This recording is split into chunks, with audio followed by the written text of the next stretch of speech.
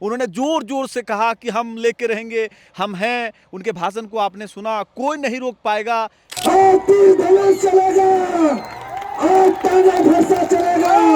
विवादित भाषण भी उन्होंने दिया था। क्या कहेंगे देवेंद्र जी को? झारखंड को लूटना है तो जेल के में आ जाना है। 50,000 की भीड़ और 1 लाख की भीड़ हम आदिवासियों को नहीं डरा सकती है। युवा विधायक जयराम महतो ने कहा कि बिहार के तर्ज पे झारखंड में भी शराबबंदी होनी चाहिए। कि इंग्लिश शराब को बंद कर सकते हैं आप। जो मुख्यमंत्री का आवास है वो लगभग 100 करोड़ के लागत से नया आवास का निर्माण होना है, लेकिन छात्रवृत्ति लोगों को नहीं मिल पा रहा है। भाई ओबीसी कैटेगरी में सबसे ज्यादा चर्चित विधायक तो जयराम महतो है।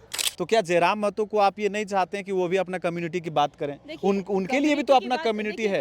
आदिवासियों को छोड़ करके या फिर दूसरे लोगों को छोड़ करके सिर्फ महतो का ही दिख रहा है, ये आप लोगों को भी दिख रहा है। 4 करोड़ के घर में, 4 करोड़ के आलीशान बंगले में फर्नीचर की व्यवस्था भी सरकार को करनी चाहिए। इस बात में कितना दम है? अरे 3 करोड़ का बंगला में सोइएगा, 4 करोड़ का बंगला में सोइएगा, तब आपको ये चैन का नींद आएगा। आप भूल गए क्या कि विधायक बनने से पहले आप क्या थे, क्या हैं? शिल्पी नेहा तिर्की कृषि मंत्री को बैठा करके, मंत्री महोदय इरफान अंसारी जी रिक्शा ड्राइव करके, खुद चला करके विधानसभा के भीतर जाते हैं। 4-4, 5-5 गाड़ी ये लहरा के घूम रहे हैं। इन लोगों को शर्म नाम का चीज नहीं है, बस इन लोगों को सुर्खियों में सुर्खियां बटोरना है। और नमस्कार, जोहार ओंकार झारखंड देख रहे हैं आप, और इस वक्त फ्रेम में आप आदिवासी नेत्री निशा भगत हैं और उनकी आवाज़ और आवाज़ में कुछ झारखंडी बातें होंगी। बजट सत्र के दौरान आपने देखा कि विधानसभा के भीतर कई तरह के मुद्दे जोरदार तरीके से उठाए गए और कई ऐसे मुद्दे उठाने की ज़रूरतें महसूस कर रही थी यहाँ की जनता, लेकिन शायद वो मुद्दे अब तक नहीं उठ पाई है। लेकिन कुछ ऐसे विधायक ठहरे जो उन मुद्दों पर संजीदगी से बात करते नजर आए। चलिए, क्योंकि झारखंड की मिट्टी, यहाँ की पहचान, हक, अधिकार और तमाम चीज़ों को लेकर के बातचीत और अपनी बुलंद आवाज़ को हमेशा मीडिया के सामने रखते आए हैं, आज हम जानने की कोशिश करेंगे एक बार फिर से झारखंड विधानसभा सत्र के दौरान कई नए मुद्दे उठे हैं। आपने देखा कि कल ही शराबबंदी को लेकर के आवाज़ उठाया जा रहा है। युवा विधायक जयराम महतो ने कहा कि बिहार के तर्ज पे झारखंड में भी शराबबंदी होनी चाहिए। आपको इस विषय पर क्या लगता है? शराब से झारखंड का नाता रहा है, रेवेन्यू भी प्राप्त होता है और झारखंड सरकार ने इसको लेकर के कई तरह की स्कीम भी बीच में लाने का कोशिश किया था कि यहाँ पर जो स्थानीय, जो आदिवासी मूलवासी जो शराब का निर्माण करते हैं, जो वो हम अंग्रेजी शराब की नहीं बात कर रहे हैं बल्कि हड़िया और तमाम, उसमें उनको फ़ायदा हो, तो ये क्या सही रहेगा? सबसे पहले आपके चैनल के माध्यम से जितने भी दर्शक है, श्रोतागण हैं, उनको मेरी तरफ से नमस्कार, जोहार, जय धर्मेश, जय मारंगबुरु, जय जोहार, जय सिंगबोंगा। चूँकि झारखंड राज्य में शराबबंदी नहीं हो सकती, क्योंकि शराब बंद कीजिए, इंग्लिश शराब को बंद कर सकते हैं आप, लेकिन जो हम लोगों का ट्रेडिशनल वो जो हड़िया बोलेंगे या तो फिर महुआ का फल से जो हमारा जो क्या बोलते हैं उसको, उत्पाद होता है, दारू ही उसको कह लीजिए, वही कहा जाता है उसको। महुआ, हाँ महुआ दारू जो कहते हैं, तो वो बनता है। तो उसका आप देख लीजिए ना, गोवा में फेनी बनता है और उसका बहुत बड़ा मतलब जितने भी टूरिस्ट आते हैं, तो टूरिस्ट प्लेस है झारखंड जो है, तो वो टूरिस्ट प्लेस है। तो उस आप देख रहे हैं, पहले तो मैं इस बारे में बोलना चाहेंगे क्योंकि अजान हो रहा है और रात के 2 बजे की बात हो रही है। 2 बजे भी ऐसे ही होता है, हम घर पे पूरा सन्नाटा पसरा होता है, अभी तो दिन है, तो बहुत तकलीफ होती है। इसलिए मैंने कहा डीजे की बात जहाँ आती है तो मतलब सभी बाजा बंद होना चाहिए। क्या इस बाजा से प्रॉब्लम नहीं होता है? आपके समक्ष ही ये बात आ गई। और लगी बात की शराब की बात, तो शराब भी बंद होना चाहिए, क्योंकि शराब के भरोसे इस झारखंड में नहीं बैठना चाहिए। जो आप कह रहे हैं कि यहाँ का राजस्व जो है कि बढ़ रहा है और शराब जो है कि यहाँ पे चूहा भी पी जा रहा है। आप देखें कि इस घोटाला, शराब घोटाला में कितना बड़ा घोटाला हुआ था। तो भाई बेहतर है कि यहाँ की महिलाएं जो है कि वो सशक्त हो जाएंगी। आप जो है कि यहाँ जो सोपी बनता है, जो महुआ का जो शराब बनता है, उसको आप डेवलप करिए, फर्मेंटेशन कीजिए। यहाँ बहुत ज़मीनें हैं जो कि उसमें आप फैक्ट्रीज बैठाइए, ताकि यहाँ पे जो भी आते हैं, यहाँ पूरी तरीके से विदेशी शराब बैंड हो जाना चाहिए। आप देशी शराब बेचिए, आप यहाँ पर जो हड़िया है उसको फर्मेंटेशन कीजिए और उसको बेचने का काम कीजिए, ताकि यहाँ के लोगों को रोजगार मिल सके, यहाँ के लोग पिए भी और बेच करके जो गरीबी भी मिटा सके। निशा जी का कहना है कि शराब, जो विदेशी शराब जिसमें हम बड़े मात्रा में बाहर से इंपोर्ट करते हैं, विदेशी कंपनियों को यहाँ पर बड़े पॉपुलैरिटी के साथ बेचते हैं, लोग स्वैग से उसे पीते हैं। एक तो व्यापार धंधा चौपट होता है है स्थानीय लोगों का, और उससे कुछ फ़ायदा भी नहीं होता है, लोग पागल परेशान रहते हैं। और स्थानीय जो उत्पाद है उसको बढ़ावा देने के लिए आप इसको रोजगार के दृष्टिकोण से चला सकते हैं। खैर, अच्छा सुझाव है। एक और सवाल है, चूंकि हम विधानसभा सदन में चर्चा की बात पर आपसे राय ले रहे हैं। आपने देखा होगा कि इसी वर्ष 81 विधायकों को नए और आलीशान बंगले अलॉट किए गए हैं, और उन बंगलों को मिलने के बाद कुछ विधायक उसमें रहने लगे हैं। कुछ ऐसे विधायक हैं, खास करके आरजेडी के एक विधायक सदन के पटल पर वो कह रहे थे कि हमें 4 लाख के फर्नीचर, 4 लाख का जो पैसा सरकार की तरफ से दिया जा रहा है उससे नहीं हो रहा है, कम से कम 10 लाख दिया जाना चाहिए। 4 करोड़ के घर में, 4 करोड़ के आलीशान बंगले में फर्नीचर की व्यवस्था भी सरकार को करनी चाहिए। इस बात में कितना दम है? देखिए, जो इस तरीके का मांग कर रहे हैं वो सरासर मूर्ख और धूर्त और कहा जाए कि सत्ता के लालची किस्म के विधायक लोग हैं। उनको शर्म आनी चाहिए कि उनको अपने फर्नीचर से कंपेयर करना चाहिए कि यहाँ के जो आवास बनते हैं, जो आवास के लिए जो पैसे दिए जाते हैं अबुआ सरकार आवास। के द्वारा, अबुआ आवास बोलिए, या फिर इससे पहले अबुआ आवास से पहले भी कई तरह के इंदिरा आवास, इंदिरा आवास पीएम दिया आवास। गया। मतलब इसमें कितना पैसा मिलता है गरीबों को? 1.5 लाख से 2 लाख, 2.5 लाख। तो आप वो सोच लीजिए, उनको फर्नीचर के लिए इतना चाहिए। ये हरामखोर विधायकों को ये बोलना चाहिए, जनता के लिए, जनता के द्वारा चुने गए लोग, जनता के परिप्रेक्ष्य में बात करना चाहिए। ये बोलना चाहिए कि हमारी जनता को घर बनाने में दिक्कत होता है, उनको पैसा और दे दीजिए। क्योंकि अगर 1.5-2 लाख रुपए मिल रहा है, उसमें से 50,000 तो जो पैसा देता है बिचौलिया उसको दे देता है लोग। 20,000 30,000 रुपये से मिनिमम है, 50,000 हाईली देता ही है लोग। तो गरीब मर रहा है यहाँ पे, उधरा पैसा लोन करके घर बनाता है ताकि उसका जो है कि करप्ट नहीं हो, कि गवर्नमेंट जो दिया है घर बनाने के लिए वो कंप्लीट हो, अधूरा ना रहे। सरकार को ये बताना भी पड़ता है कि हमारा घर ना सरकारी योजना से कंप्लीट भी हो चुका है, तभी जाके फाइनल पेमेंट मिलता है। तो इन दकियानूसी हरकत करने वाले विधायकों को मैं चेताना चाहती हूँ कि हरकतों से बाज आ जाइए, नहीं तो फिर आप लोगों को दौड़ा दौड़ा के यही जो है जनता है ना पीटना शुरू कर देगी। कि जनता के परिप्रेक्ष्य में बोलिए, आपको घर में अरे 3 करोड़ का बंगला में सोइएगा, 4 करोड़ का बंगला में सोइएगा, तब आपको ये चैन का नींद आएगा। आप भूल गए क्या कि विधायक बनने से पहले आप क्या थे, क्या हैं ये झारखंड राज्य में? तो भाई आपको वो सिचुएशन को और वो हर दौर को, आपका पास में इलेक्शन आता है तो गांव में गरीब के यहाँ जाके खाना खाने लग जाते हैं ये लोग। किसी के यहाँ जा कर के रात बेकार जो भी है आराम कर रहा हुआ आदमी को आप डिस्टर्ब करते हैं कि हम ही को देना वोट, हम ही को देना, हमको जिता देना। आखिरी अंतिम समय तक में वो ले मैन और वुमेन टाइप का अपना काम करते हैं, लेकिन क्या वो जीवन भर वो अपने लोगों के बीच रह कर के उनके दुख दर्द को नहीं समझ सकते? तो ये दुख का विषय है। चलिए, एक और सवाल यहाँ ये है कि अभी आपने देखा विधानसभा का ही मंजर था कि एक बार साइकिल से तो दूसरे बार अपने पीछे शिल्पी नेहा तिर्की कृषि मंत्री को बैठा करके मंत्री महोदय इरफान अंसारी जी रिक्शा ड्राइव करके खुद चला करके विधानसभा के भीतर जाते हैं। सोशल मीडिया पर यह तस्वीर वायरल हो जाती है। उसके बाद कई तरह की चर्चा होती है, वो केंद्र पर तो सवाल खड़ा करते हैं। लेकिन ये जो तस्वीर है, आपने देखा होगा, पहला तस्वीर देखने के बाद पहला जो शब्द आपके दिमाग जहन में आया क्या था? पहला शब्द था फ्रॉड, फेक और निकम्मे लोग।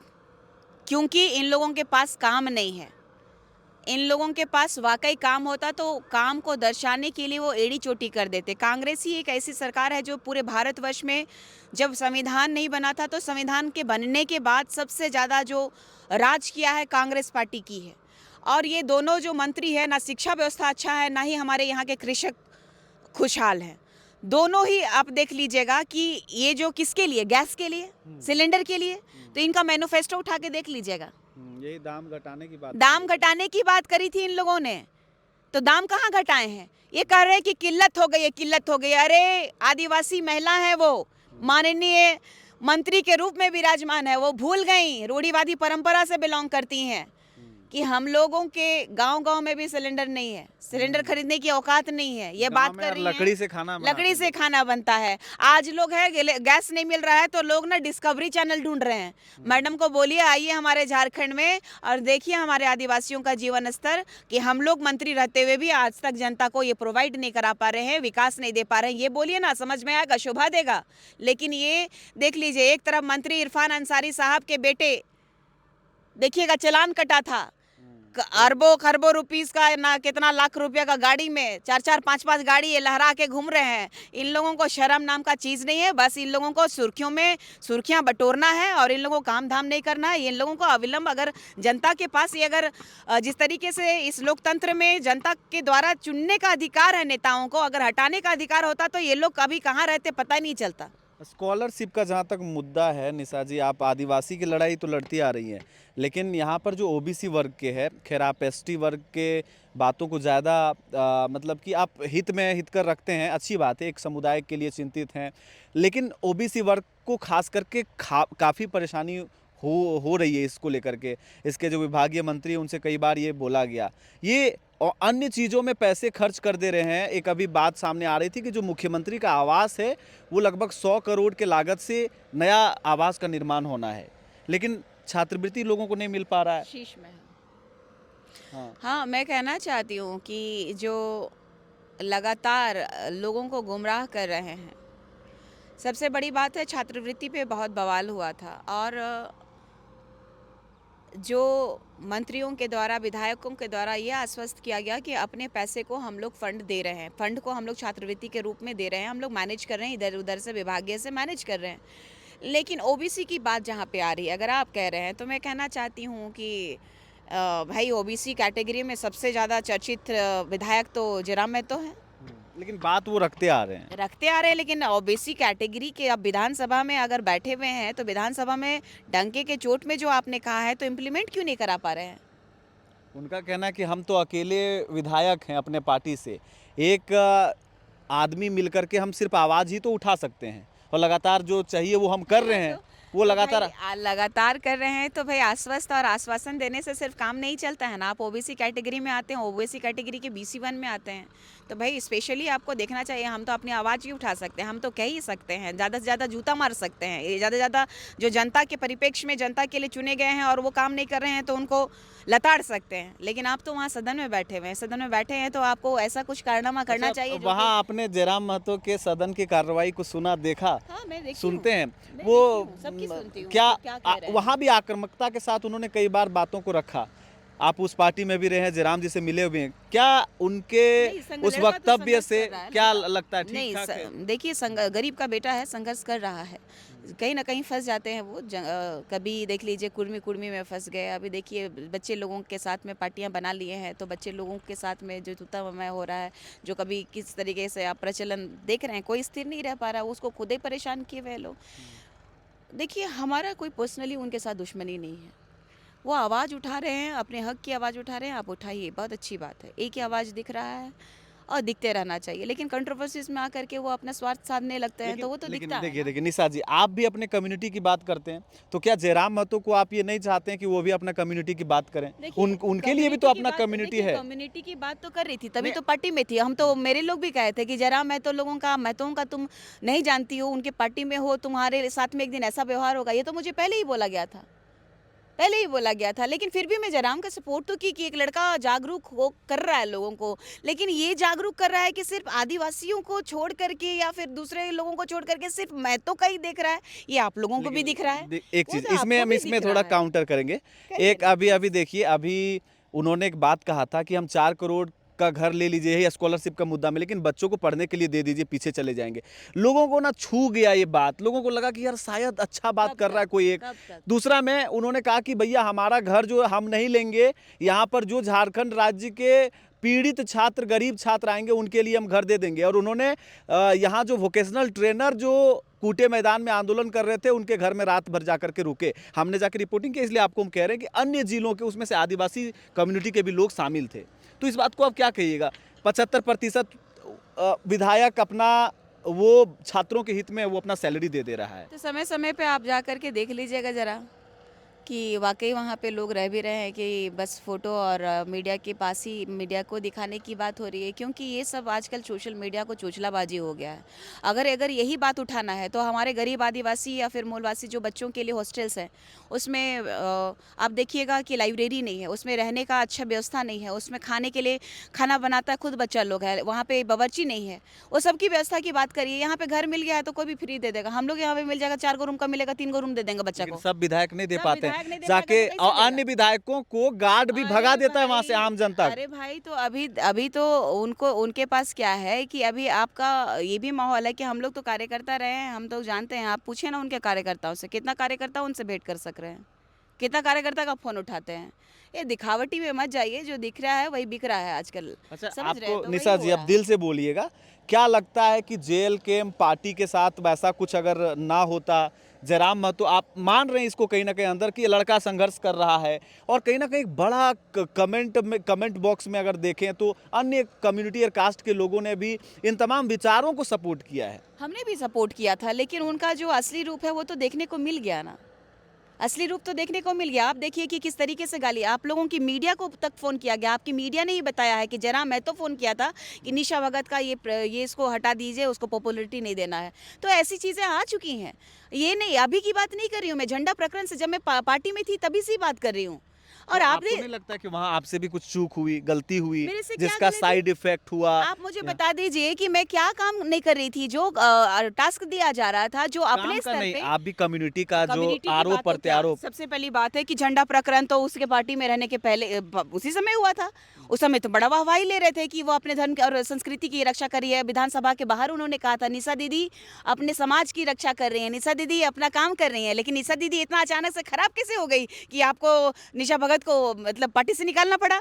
और इसके बाद में इतना सोशल मीडिया में गाली गलौज पूरा प्रकरण जो चला है, तो अच्छा, किसके एक सवाल इशारे और पे ले चला लेंगे। है? अभी प्रभात तारा मैदान में एक बहुत बड़ा कुर्मी समाज का आंदोलन हुआ था, आप लोगों ने भी प्रभात तारा मैदान में किया था। खैर वो विवादित रहा था आपके लिए,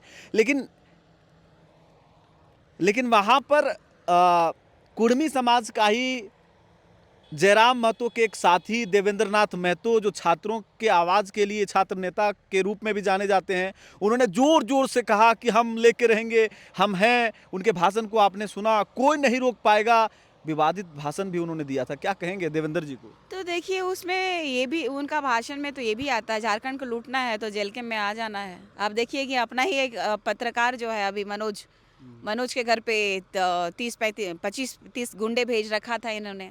बालू के ये लोग गंदा कारोबार करते हैं। वो भी आपको तो पता है कि लगातार आए दिन खबरें आती हैं कि सिल्ली से तमाड़ से जो है बालू का जो है कल काला बाजारी होता है।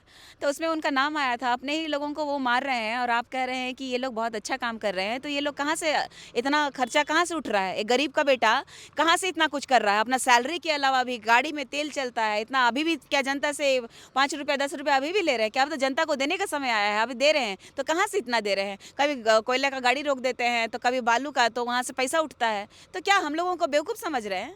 अगर आपको इतना ही क्रांति करना है तो अभी क्रांति करिए ना। हमें भी सूचना मिली है, अब क्रांति कर नहीं पा रहे हैं क्योंकि हमें भी दबाया जा रहा है, क्या बोलें क्या नहीं बोलें। अभी हमको बहुत प्रेशर आ रहा है, हमको भी सूचना मिली है। हम बैठे रहते हैं यहाँ पे गांव देहात में, इसका मतलब क्या है कि सारे लोगों का खबर रहता है, चाहे मंत्री हो विधायक हो, सारे लोगों का खबर रहता है। तो ऐसे ही दकियानूशी हरकत करने वाले लोगों के पास में देखिए 50,000 की भीड़ और 1 लाख की भीड़ हम आदिवासियों को नहीं डरा सकती है। प्रभात तारा का 50,000 और 1 लाख में ये लोग उछल रहा है, कूद रहा है। तो हमारे झारखंड राज्य में सोच लीजिए, एक जिला में 1 लाख 1.5 लाख 2 लाख 2.5 लाख भीड़ ऐसे आई है। और हमने लोगों को बताया है कि आदिवासी बना नहीं जाता। हमने क्या गलत किया था? मैं पार्टी में रह के यही तो बयान दी थी कि आदिवासी बना नहीं जाता है, आदिवासी पैदा होना पड़ता है। मैंने क्या ही गलत बोला था? चलिए, बहुत बहुत धन्यवाद जुड़ने के लिए। और हम भी यही कहना चाहेंगे, इनका बयान सामने आया है, चाहे आप देवेंद्र नाथ महतो और प्रभात तारा मैदान में पिछले दिनों हुए आंदोलन की बात कर लें, जयराम महतो के कुर्मी प्रकरण को ले लें, 50,000 और 1 लाख की भीड़ झारखंड के आदिवासियों को नहीं डरा सकती है। निशा भगत का ये नया बयान कैसा लग रहा है? अगर आप आदिवासी हित के लिए या झारखंड के किसी भी भाग से इस वीडियो को देख रहे हैं, बजट सत्र के दौरान तमाम तरह के जो मुद्दे उठ रहे हैं, आदिवासी, कुर्मी, इन तमाम मुद्दों पर आपको क्या सुझाव देना, मुझे कमेंट करके बता सकते हैं। जोहार।